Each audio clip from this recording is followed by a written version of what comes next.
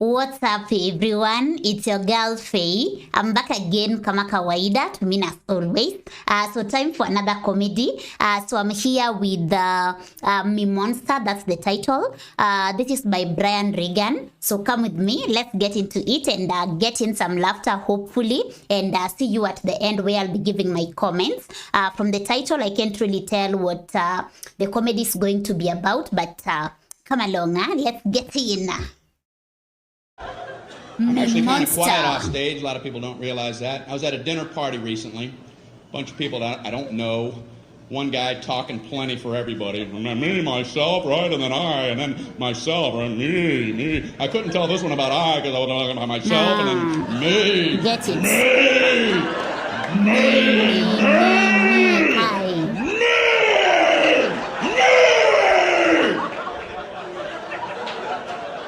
The me monster. Beware the me monster.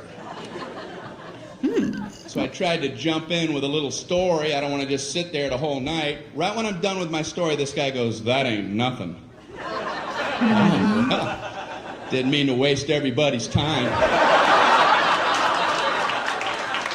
Telling my nothing story. Here, let Marco Polo speak. He's back with tales of adventure. My story ain't nothing. Maybe it wasn't, because I made the mistake of trying to tell a story about having only 2 wisdom teeth pulled, and I learned a lesson. Don't ever try to tell a 2 wisdom tooth story, because you ain't going nowhere. The 4 wisdom teeth people are going to parachute in and cut you off at the pass. Halt! Halt with your 2 wisdom tooth tail! You will never complete one, trust me. I'm trying to tell my story. You know, I had some wisdom teeth pulled. I had 4 pulled. Oh, Okay.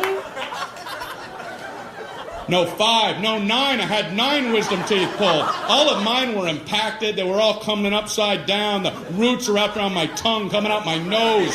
They were tusks. I was a warthog. No anesthesia. They pulled them out with pliers. I was eating corn on the cob that afternoon. Just suppose, I'm just thinking, so far by listening to that, I feel like the take home from that part is listen without responding fast. Just listen, because this is a perfect example of people not listening to understand, but rather listening to respond. So in this case, you give your story and they jump in. Even myself, even me, all that, it's human nature, but I think we need to control that, because interrupting doesn't give the other person the chance to really give their story with all that authenticity, because now if you say you had 4 and him it was just 2, he will not give it with that strength of how he felt, because he's imagining 4. You must have experienced worse pain maybe. Let me take it back slightly so we don't miss out. No anesthesia. They pulled him out with pliers. I was eating corn on the cob that afternoon. Eating corn. Good one. Pin the blue ribbon upon his chest. That knocks the socks off of my wisdom tooth tail. Very true. Why do people need to top other people? I've never understood it, and I see it all the time. Obviously, people get something out of it. At best, people wait for your lips to stop. Yeah, as soon as... Very sad. Okay, you, me! You, me! You see the difference? You see that? Now I do. What is it about the human condition? People get something out of that. That's why I have a social fantasy. I wish I was one of the 12 astronauts who have been on our moon. They must love knowing they can beat anybody's story whenever they want. They can sit back quietly at a dinner party while some other person, some me monster's doing his thing, and let him go. Let him run with the line while you be quiet. Oh, really? Let him have his moment. Yeah, I'm a big traveler. I have my business. I got my own global enterprise I got to check on. Driving in the Autobahn because I keep a fleet of sports cars over in Zurich. I got a Swiss account that I got to check out. Mount Kilimanjaro expedition, might have to cancel that. Runways in Aspen are a lot shorter the first time you go in there. The Pacific Rim Company are going to try to take that over. Global enterprise.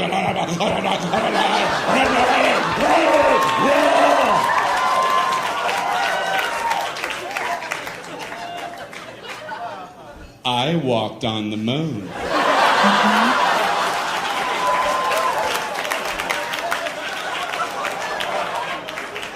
Well, you have the floor, Moonwalker.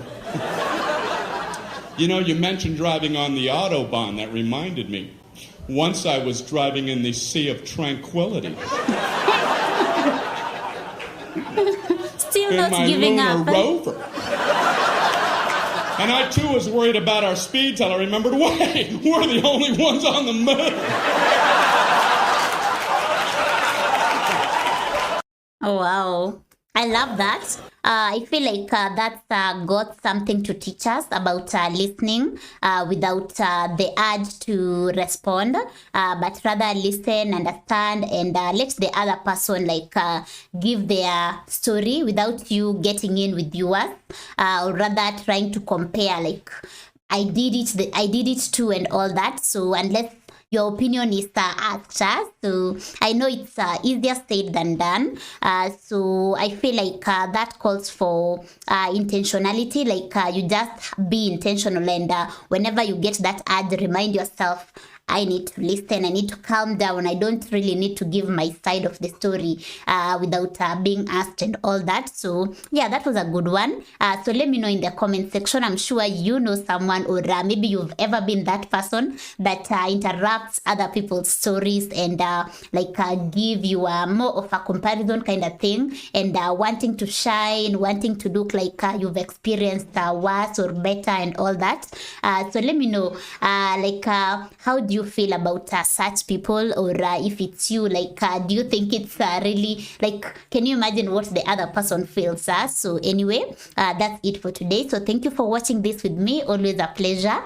So today's episode is brought to us by Paul. So Paul, thank you so much for this informative comedy. I would say it's more of a lesson, like a teaching than a comedy. Got to laugh, but got to learn a lot. So yeah, that's it for today. So until next time, take care of yourself and be safe. In case you are new here or you haven't subscribed, kindly consider to do so to join the family. And also remember to turn your notification bell on so that you don't miss out on any episode. To support this channel, kindly check the description below for details. And for now, your lovely lady is out. So peace out and bye.